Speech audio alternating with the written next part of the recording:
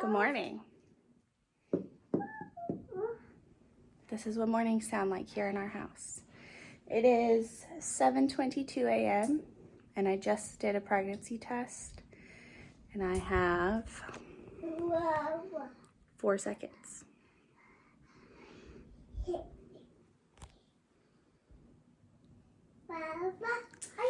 So let's go look at it, see what it says. It has been 6 days since my transfer.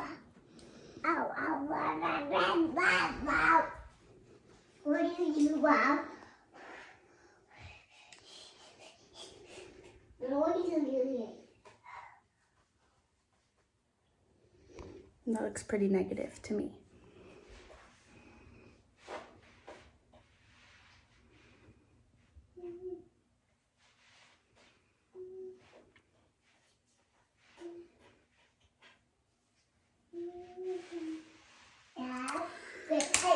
So I guess I'll do another one tomorrow.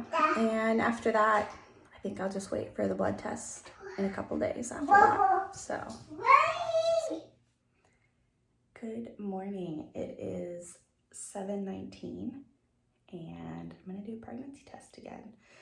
We'll see what happens. So I'm gonna do just a cheap Amazon one.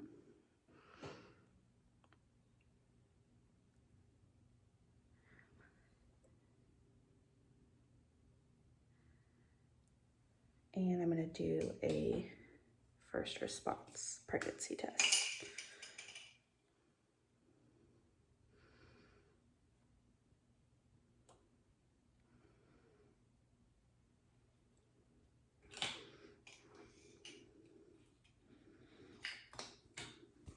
Let's set my timer.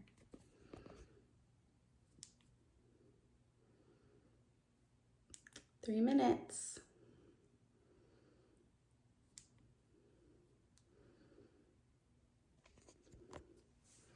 We'll see.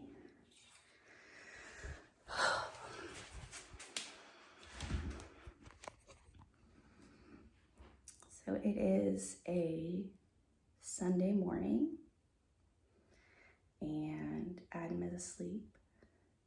Mason is still asleep, surprisingly.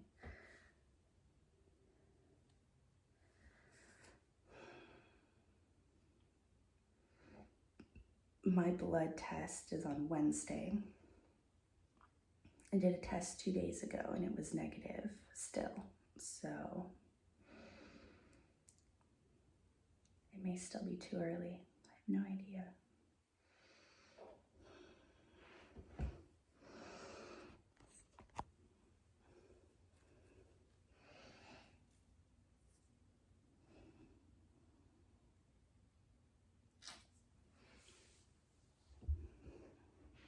For those wondering, more waiting.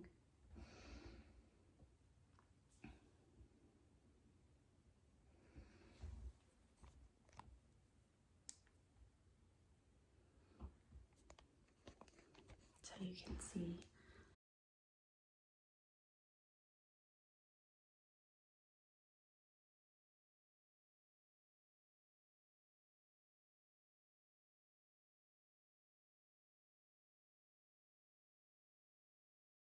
We should hopefully be getting the vegetable garden set up today.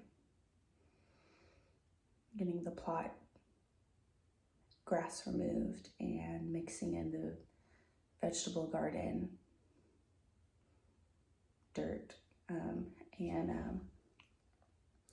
soil and some compost mixed in, and then letting it sit for a week, and then we'll plant all of the seedlings next weekend.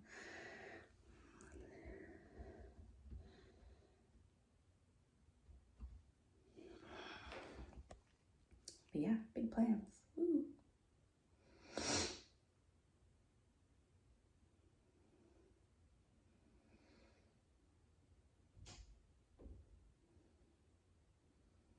just heard Adam.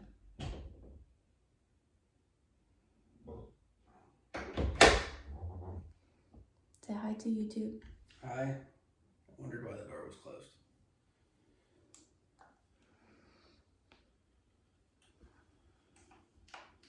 All right.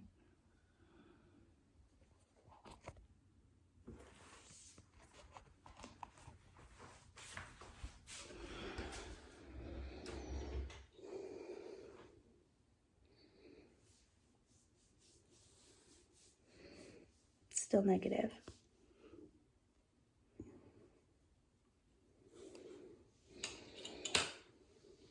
And even the little one also still negative. So I'm not getting my hopes up. Hello guys, so I am back to give an update. Our IVF cycle and our fresh transfer that we did was unsuccessful. So I had done a few at-home pregnancy tests. I was trying to remember when the first day was that I did one, because I already threw away my calendar that I was tracking on. I think the first one I did was about 6 days after the transfer. And that's fine. That's still really early. So, okay. So I did one. The next day was like 7 days. And then I did 9 days after the transfer. And again, was negative. And then I had done another one 11 days post-transfer. And my blood test was 12 days post-transfer. My blood test was also negative. Not only was the HCG test on the blood test negative, but my progesterone levels were also significantly lower than what they were previously at the time of transfer, which basically indicates that I wasn't pregnant. My body wasn't making progesterone on its own, so it was literally just the progesterone that I was injecting that was in my system. So it's kind of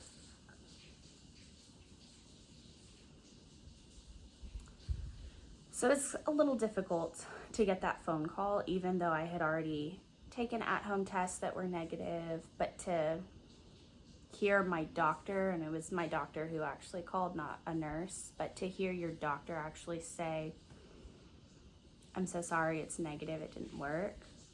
It's kind of like, before then I could hold out a little bit of hope that maybe it would be positive, that maybe there was late implantation and that's why I wasn't getting positive tests at home, and the blood test would just detect it earlier. And there's always that little bit of hope, even though I'm used to seeing so many negative tests, that the other part of me was just like, nope, it's just like every other time, it's not gonna work. And so that was frustrating. I had a rough few days where I was just like mentally frustrated. You go through so much waiting and so much planning to then have it not work again. And this time even more so, that not just the waiting and the planning, but all the injections, all the medications, all the frustrations that I had with the snowstorm and driving to the doctor's office and trying to schedule appointments and trying to get my medication in a snowstorm and having to buy one of the medications out of pocket and everything. It just was incredibly frustrating to know that I went through all of that for what at the time seems like nothing, what felt like I did all this for nothing, which isn't really true, because we have 8 other embryos frozen. So I don't have to do all of that again. I don't have to do all of the injections and the medications and everything that I did leading up to the egg retrieval. And I don't have to do an egg retrieval again.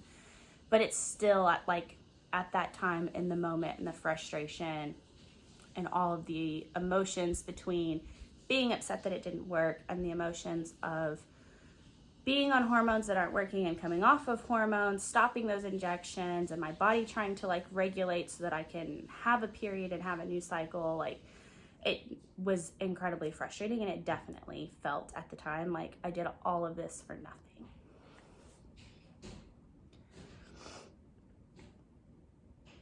So a big part is pushing past that. And I finally had some better days, and then, unfortunately, a side effect of being open about this is having people ask, "Are you pregnant? Did it work?" when are you going to be pregnant? And then it kind of floods it all back and brings it all up again. And so I haven't said this, I haven't vented about this here. I've tried to keep it to myself because I know some of that is a byproduct about being open about this process, but I don't care who the person is. It's rude to ask if someone's pregnant. But it's just rude. You don't ask someone that. Whether you know they're trying or not. You don't ask somebody that. Especially if you know that they have a hard time getting pregnant or that they're having fertility troubles. You don't then ask that person, oh, when are you going to be pregnant then? Gee, I wish I knew. So just to vent about that a little bit. I don't mind being open about our process and sharing what it is to go through IVF. I think that it is something that shouldn't be a taboo subject. That's one of the reasons of doing this and sharing this. Is from the very beginning, before I even got pregnant with Mason, Adam and I used to talk about, like, I hate that this is such a taboo subject. I hate that there's so many people who go through this and don't talk about it, because then that leaves the people who are new to finding out about them having fertility issues that think that it's so strange and so wrong. And it's very common, actually. I think the statistic is like 1 in 8. 1 in 8 women is infertile or has some sort of difficulty conceiving.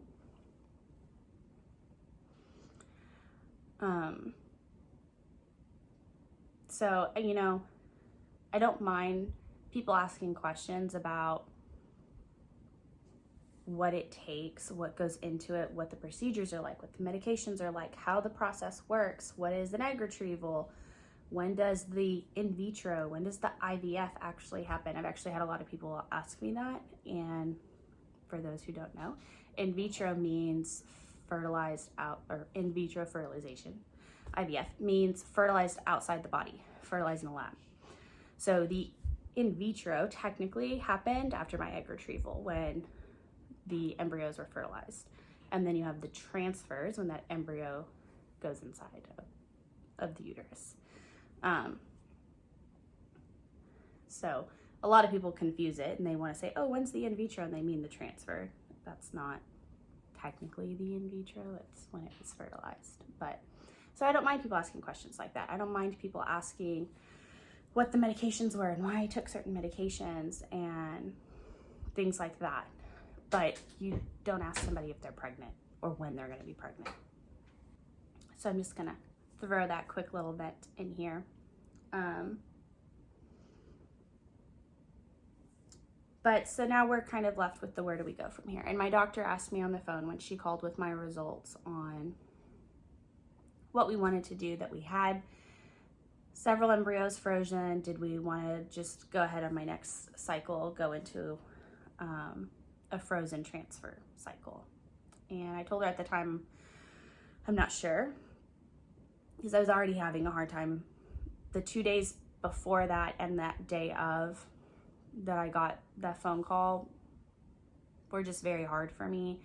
The day before, even before I had stopped the progesterone, like, I had horrible headaches. I couldn't even work that afternoon because my head was just pounding.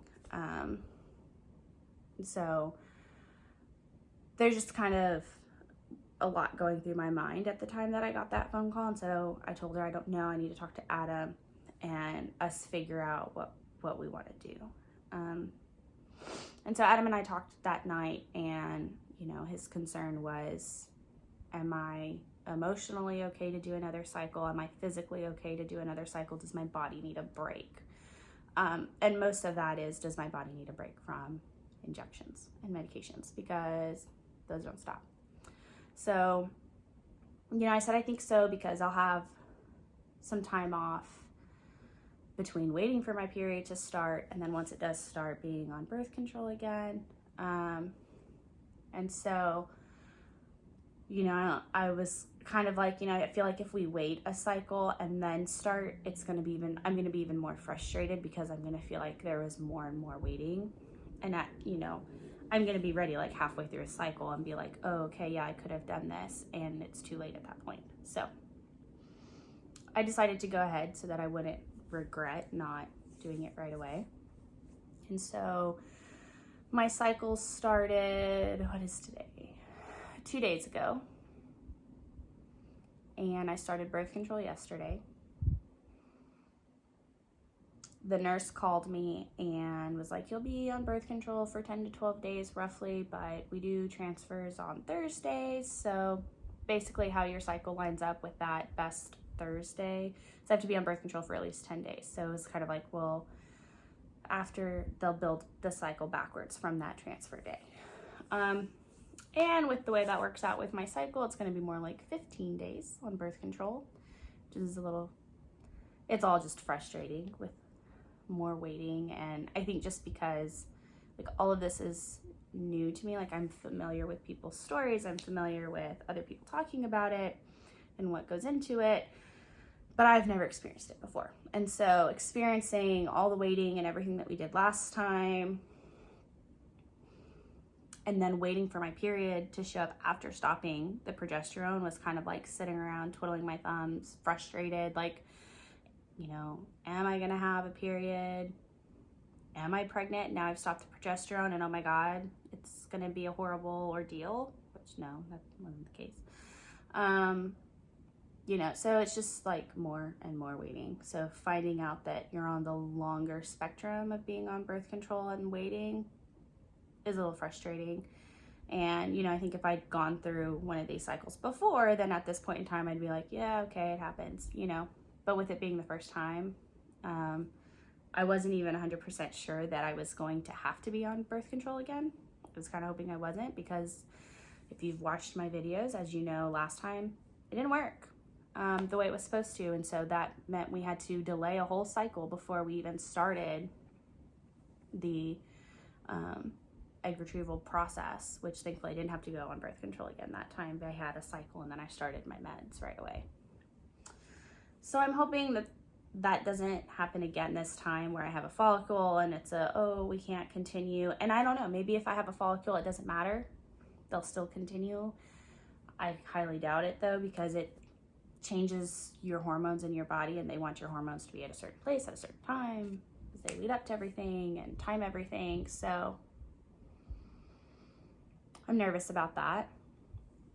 I'm a little frustrated about birth control in general, because it just, I understand the scientific reason of wanting to suppress everything and have everything on an even keel and start at zero.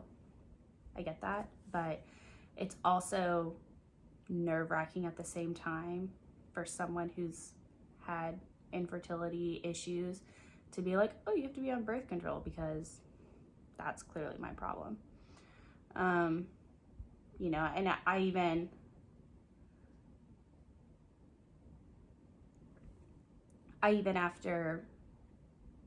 even before I had Mason, while I was pregnant with Mason, and while we were trying to get pregnant with Mason, Adam and I talked about it, and I was like, I'm never going on birth control again. Like, I'm not putting hormones in my body like that again.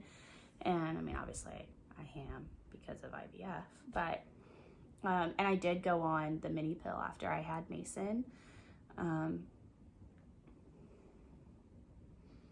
then I guess I was on, I'm trying to think like how everything timed. So Mason was born the end of April. So then by the time I had my 6 weeks appointment,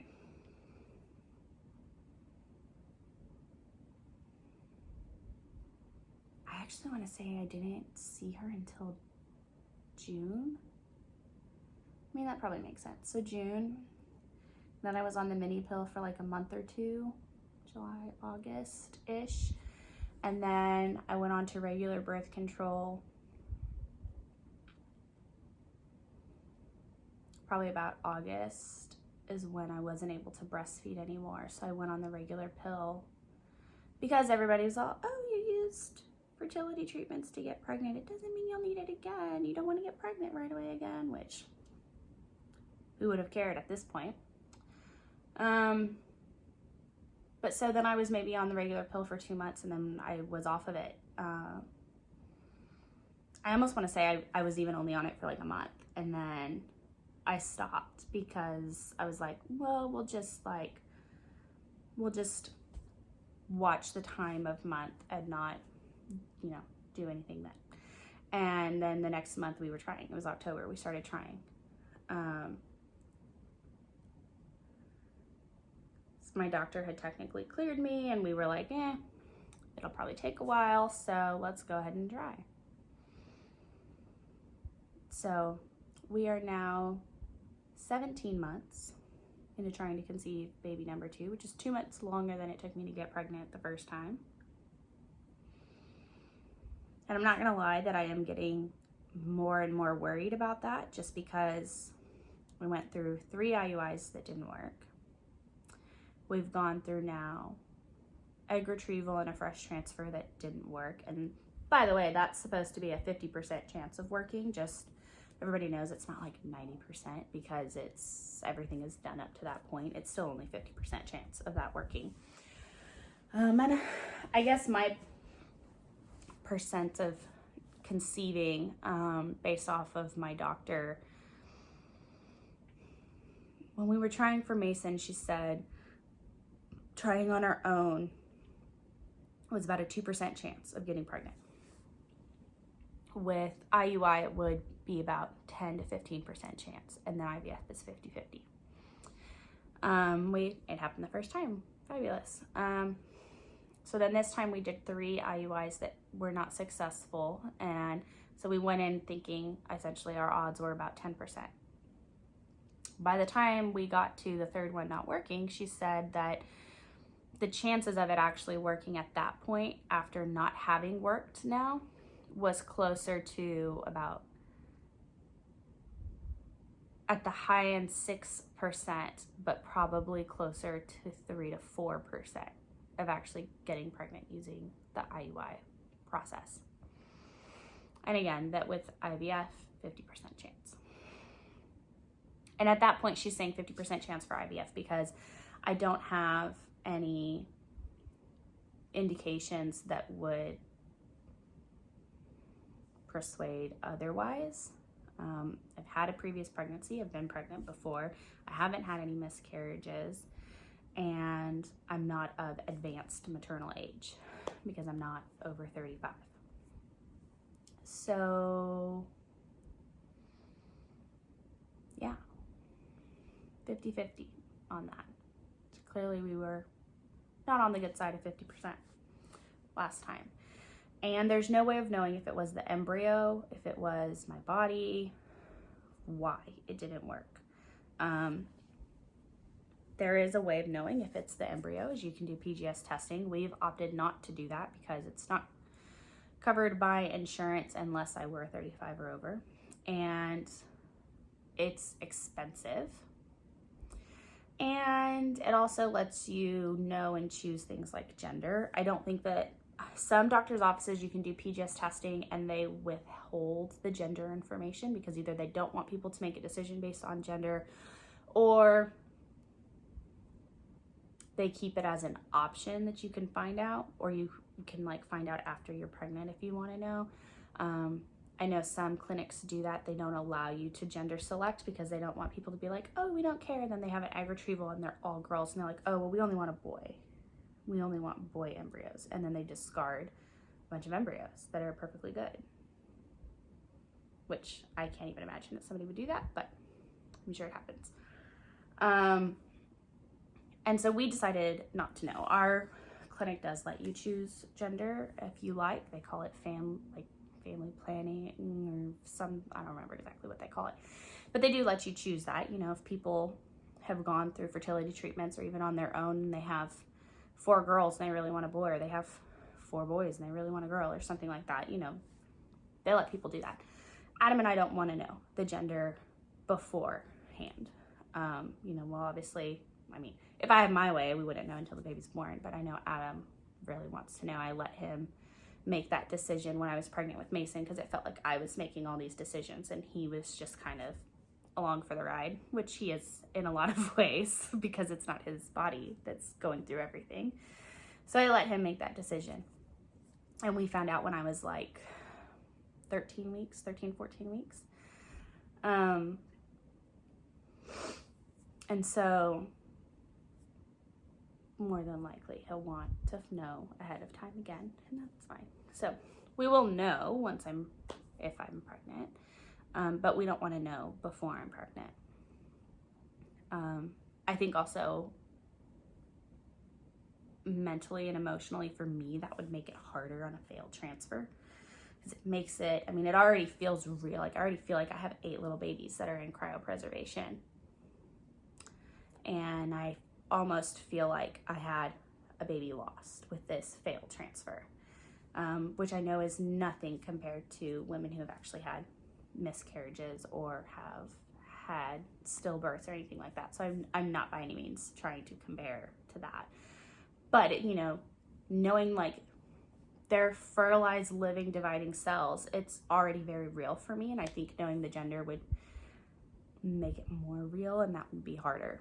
But that is something that you can do. You can do PGS testing, whether you know the gender or not, and it basically tells you if those embryos are chromosomally abnormal, which could mean many things. It could mean they don't have enough chromosomes. It could mean that there's something wrong with one of the levels of chromosomes. I think they only look at like what the most common ones are, where you tend to see issues that would cause for an embryo to not implant or for it to miscarry if it did implant. And so then they can tell you like these embryos are genetically abnormal and you're at a lower chance of those embryos sticking and resulting in a live birth.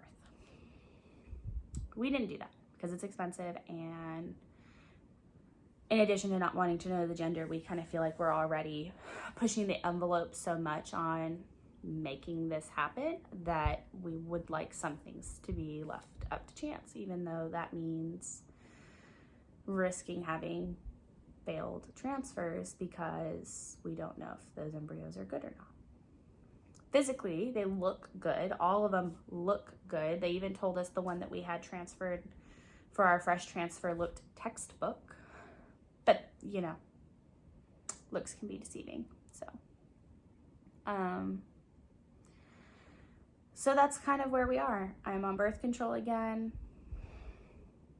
We're waiting for me to come off birth control. Then I'll have an ultrasound where they'll look at everything, and fingers crossed there's no follicles growing with eggs in them, messing up my hormones to make me have to start all over. And then we move on to more medications, which will be basically estrogen. And it's an injection, intramuscular, so in my upper butt hip area, again, like the progesterone. And I'll do those. They're not every day, at least. They'll be twice a week until transfer day, and then the dosage decreases and we add progesterone like a few days before transfer, and then continue that until I have another pregnancy test. So we'll go through all of that. We'll see how it goes. I'll record it, and that's just kind of where we are right now. But thanks for watching.